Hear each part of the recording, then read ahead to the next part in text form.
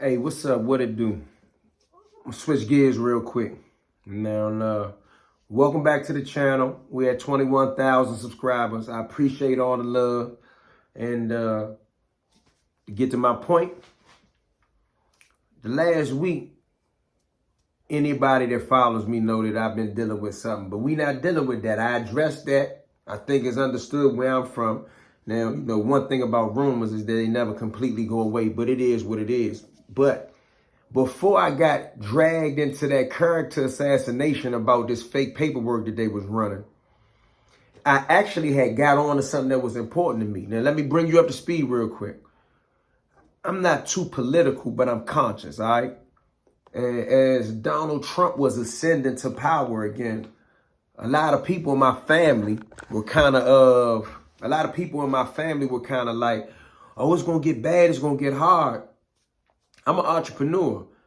It gets bad or it gets hard every 30 days, like if it's not going right. But to get to the point, as Donald Trump, his administration has began to function, there have been some political attacks on the District of Columbia. And I know the rest of the country don't care in some aspects. But let me explain this to y'all. And I ain't going to get too deep into a civics class today, but everybody else is a state. So they have a governor that runs their state, and then it trickles down to mayors and whatnot. Washington, D.C. only has a mayor because we are not a state. I know that may seem funny to some of y'all. I will break that down at a later date. But being as though Washington, D.C. is not a state, it is in the Constitution that Congress shall oversee and have all authority over the District of Columbia. So what a lot of people don't know is that anytime the president or different Democrats or Republicans get together and they want to change some rules or some regulations in the District of Columbia, the District of Columbia has no say-so in it. The District of Columbia has no representation in Congress or Senate. So therefore, the District of Columbia's residents have no say-so in the federal laws that apply to their lives, only locally. Like I said, I'll get into some other things. But last week, I believe it was Monday, the Trump administration basically appointed a new U.S. attorney for the District of Columbia. What does that mean? In D.C., if you are charged with any felony, be it federal or local, D.C. is what I mean when I'm saying local, you are prosecuted by the U.S. attorney. The U.S. attorney that's over on top of all assistant U.S. attorneys who prosecutes in courtrooms, only prosecute local crimes in what's called the Superior Court of the District of Columbia. I was sentenced to 15 to life out of the Superior Court of the District of Columbia. I went to Lorton and then I went to the feds. But you got other guys like Tony Lewis, Anton White, the Newton Street Crew, Wayne Perry. They come out of D.C. federal court. You get what I'm saying? And in the process of them coming out of D.C. federal court, they still ended up in the feds anyway. Now, last Monday, Ed Martin came on the scene, and I believe it was Tuesday. I read an article in the Washington Post. I believe that Ed Martin, who was the district attorney for the District of Columbia, made a public statement in the Washington Post. And the statement was, thugs with guns, we are coming. A lot of people never read the article. A lot of people in the street never heard of the article, don't care nothing about it. A lot of people in the streets of D.C. don't even know who Ed Martin is. I'm going to do something on that just for my homies that's in the street to understand what's about to go down and what is going down. However, they're not just going to figure out who has guns and come for you. What they're going to end up doing is if you got tents on your car, they're going to pull you over. If your tags ain't right, they're going to pull you over.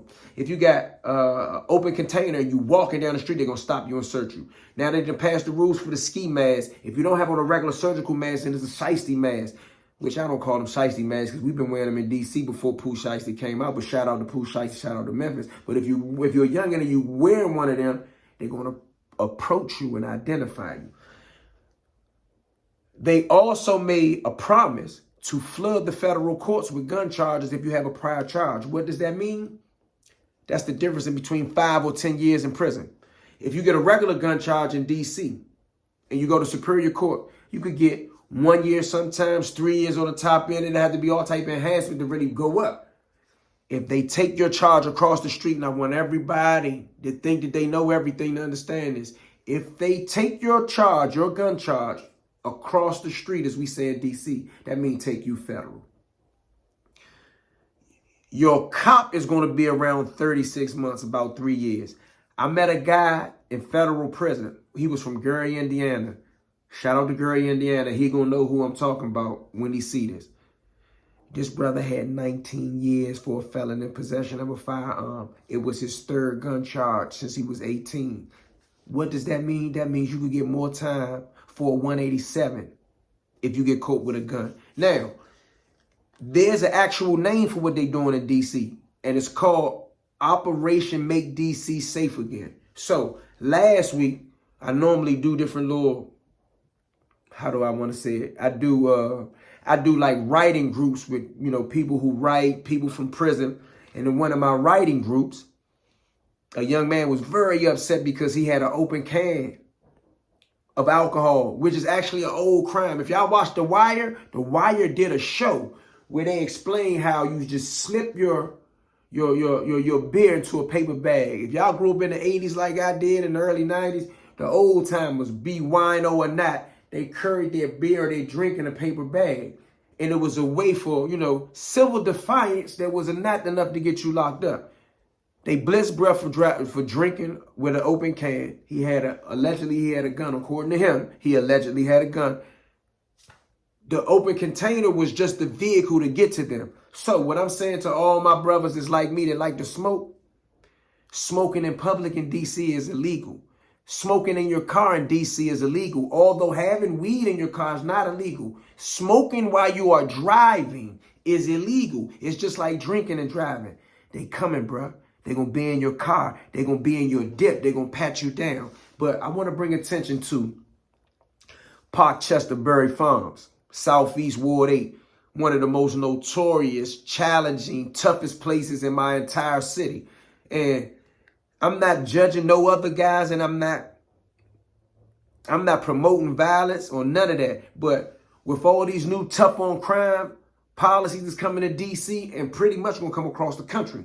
But in D.C., they jumping out on young men. They disrespecting them. They smacking their J's out their hand. They macing them if they buck. And then they arresting them for petty charges. Well, shout out to Parkchester. Shout out to Berry Farms. And shout out to bruh that didn't like what he was going on. Now, once again, before I show you this video, I'm only showing you this video for educational purposes. Because I'm telling you, mark my words, I've been around for a few years, right? I'm 40-some years old.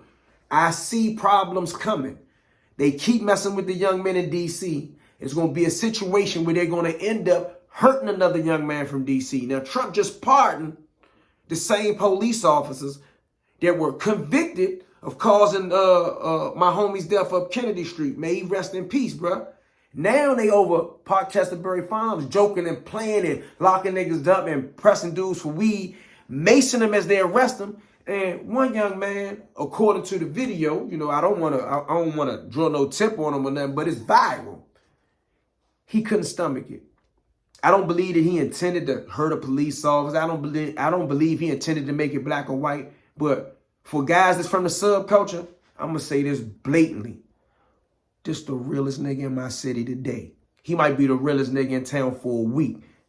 The police was whooping his people, whatever they were to him. He was connected to him. That's family.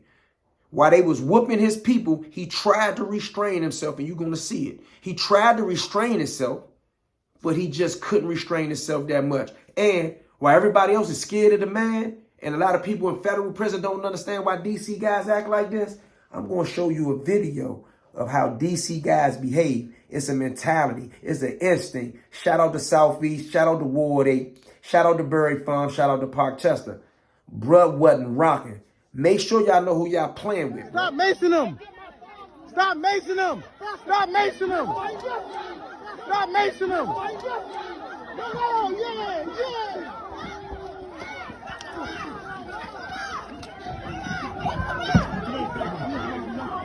Yeah, mace him. Mace him. Bitch ass, nigga. Bitch ass, mace him. Keep macing them. Keep macing them. Keep macing them, bitch ass. Keep macing all of them. All of them.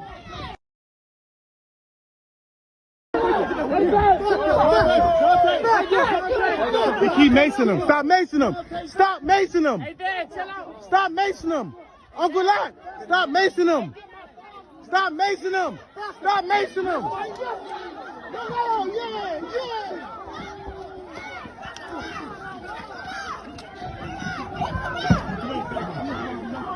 Yeah, mace him. Mace him.